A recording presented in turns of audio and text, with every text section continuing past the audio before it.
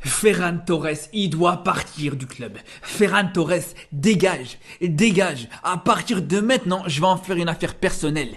Là maintenant, si tu dégages pas ce club dans les 2 semaines qui arrivent, c'est moi qui va te faire partir. Là, c'est bon, les gars, on a compris. Ce match, pour moi, c'est presque une révélation, les gars. Ça faisait longtemps, bien sûr, qu'on savait que ce mec, c'était une escroquerie. On savait que ce mec, c'était une mascarade. On savait que ce mec, c'était une fraude. On le savait. On n'est pas surpris. On le sait très bien. Mais aujourd'hui, on a compris une chose. C'est que c'est clairement lui le problème du Barça au bout d'un moment. On l'a compris.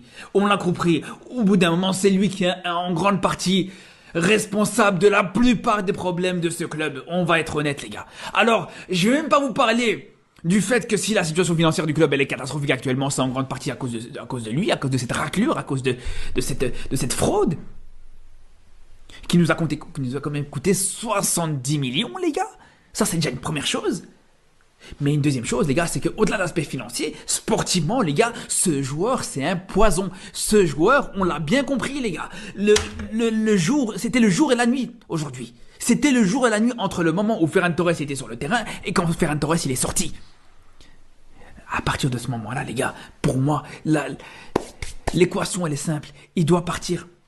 Ça fait longtemps qu'on en a marre de ce joueur. Ça fait longtemps qu'on n'en peut plus. Alors, la saison passée, on va dire qu'il y avait des matchs où ça allait encore. On va dire.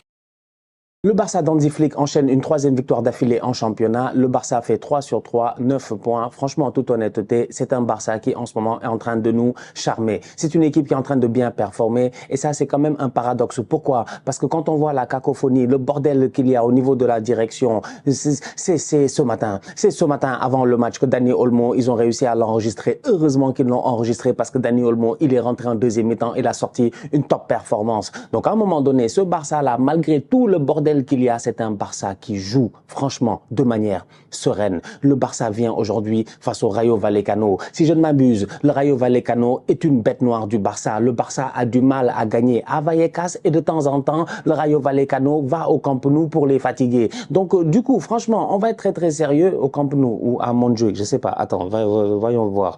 L'année passée, le Rayo Vallecano a gagné à Montjuic. Ils les ont tapés là-bas chez eux 2-1. C'est pour dire en fait, le Rayo Vallecano, c'est un guet-apens, c'est un stade bizarre, c'est stade municipal dans FIFA, c'est-à-dire ces stades-là où il y a 3 tribunes, il y a un côté, il n'y a pas de tribune, tu comprends pas ce qui se passe derrière, il y a des buildings, il y a des mecs qui sont assis là-bas sur leur balcon en train de te regarder. Franchement, en toute honnêteté, tu ne peux pas faire plus banlieue que cela. 3 matchs, 3 victoires pour le Barça, 2 déplacements compliqués, au final la manière est là, 9 points.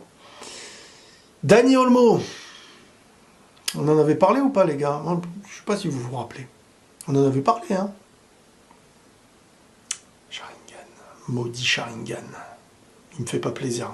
C'est ça la différence. Quand t'as un footballeur qui joue au football, qui est maître de sa situation, qui est imprévisible, qui crée, qui est toujours là pour créer des choses, de l'inspiration, un joueur qui renouvelle à chaque toucher de balle, tu sais pas. C'est un joueur que la Liga va apprendre à connaître et va surtout devoir marquer. C'est pas un joueur à qui tu laisses trop de liberté. Parce que sur un contrôle en entrée de zone, etc. Bref, moi je trouve, et c'est ce qu'on évoquait, que le Olmo, là, il allait faire du sale au Barça. Hein.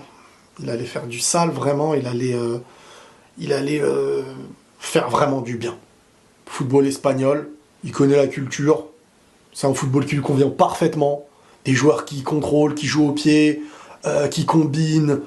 Non, ce Barça-là fait le plein.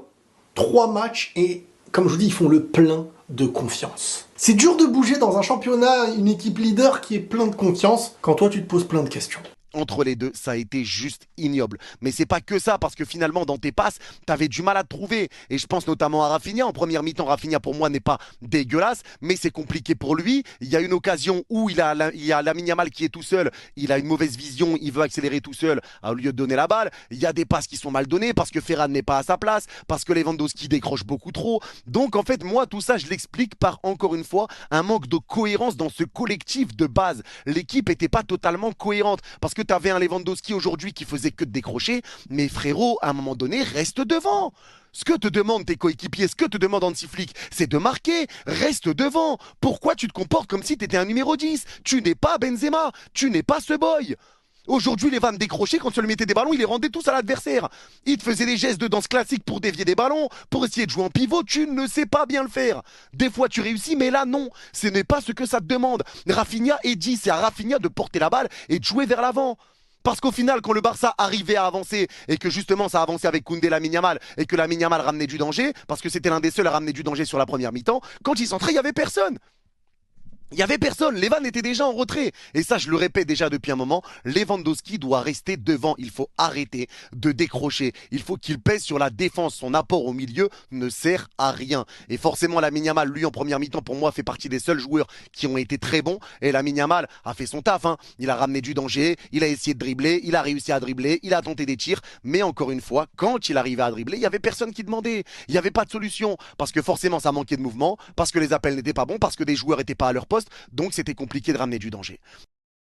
Qui a changé à lui tout seul la face du FC Barcelone, parce que cette première mi-temps, elle était loin d'être fameuse pour le Barça, qui a été grandement en difficulté, voire même mené. Et donc bien évidemment, on va quand même parler de cette première mi-temps, on va parler de la deuxième, vous inquiétez pas, de l'entrée de Dani Olmo, mais il ne faut pas oublier ce qui s'est passé durant les 45 premières minutes qui n'ont pas été bonnes du côté du Barça. Tout d'abord, dans l'entame, les 10 premières minutes, il y a un gros problème au niveau de l'intensité, au niveau du body language de tes joueurs, qui n'ont pas envie, qui ont peur, qui ont les jambes qui tremblent sur ce terrain du Rayo Vallecano. Dans les duels, dans l'intensité, on rate tout ce qu'on tente. Le Rayo nous marche dessus, on n'arrive pas à sortir de notre camp, on n'arrive pas à initier des phases offensives. 9e minute de jeu, but pour le Rayo Vallecano, 1-0, c'est mérité. Sur ce but-là, 3 fautifs. Gérard Martin qui laisse son couloir à gauche totalement libre, Koundé qui ne fait pas l'alignement sur le hors-jeu et Ter Stegen qui se prend le but au premier poteau. Gérard Martin est tout jeune, bien évidemment, on va pas totalement lui tomber dessus. Mais les deux autres, en revanche, il faut faire attention. Ter Stegen, on l'a dit, cette année, il faut être beaucoup plus solide. Là, il faut arrêter les bêtises. Il faut retrouver le Ter Stegen d'il y a 3 ans, d'il y a 2 ans. Koundé, l'alignement, ce n'est pas la première fois qu'il y a un problème. En tout cas, 1-0 pour le Rayo, c'est largement mérité. Mais le Barça tente de se réveiller, essaye de se réveiller, mais a toujours des difficultés dans cette intensité, où le Rayo Vallecano est largement supérieur à nous. En plus de cette difficulté, le Barça fait exactement l'inverse de ce qu'il a fait contre l'Athletic Bilbao et se remet à faire les bêtises de Valence.